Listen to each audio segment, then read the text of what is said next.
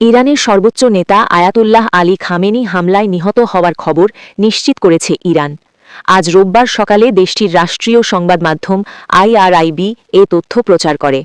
আন্তর্জাতিক সংবাদ মাধ্যম BBC ও CNN একই তথ্য জানিয়েছে।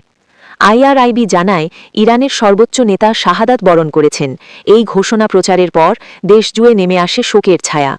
রয়টার্সের প্রতিবেদনে বলা হয়েছে, শনিবার সকালে রাজধানী তেহরানে নিজ কার্যালয়ে এক হামলায় তিনি নিহত হন। এর আগে যুক্তরাষ্ট্রের প্রেসিডেন্ট ডোনাল্ড ট্রাম্প নিজের সামাজিক যোগাযোগ মাধ্যম ট্রুথ সোশ্যালে দেওয়া এক পোস্টে খামেনির মৃত্যুর দাবি করেন। তিনি লেখেন, খামেনি ইতিহাসের অন্যতম খারাপ ব্যক্তিদের একজন, মারা গেছেন। সর্বোচ্চ নেতার মৃত্যুতে ইরানে আজ 1 মার্চ থেকে 40 দিনের রাষ্ট্রীয় শোক ঘোষণা করা হয়েছে। দেশজুড়ে সরকারি ভবনগুলোতে জাতীয় পতাকা অর্ধনমিত রাখা হচ্ছে এবং বিভিন্ন শহরে শোক সভা আয়োজনের প্রস্তুতি চলছে। বিশ্লেষকরা বলছেন, খামেনির মৃত্যু ইরানের রাজনীতি ও মধ্যপ্রাচ্যের ভূ-রাজনীতিতে বড় প্রভাব ফেলতে পারে। এখন সবার নজর দেশটির পরবর্তী নেতৃত্ব ও সম্ভাব্য রাজনৈতিক সিদ্ধান্তের দিকে। আরও আপডেটের জন্য সঙ্গে থাকুন।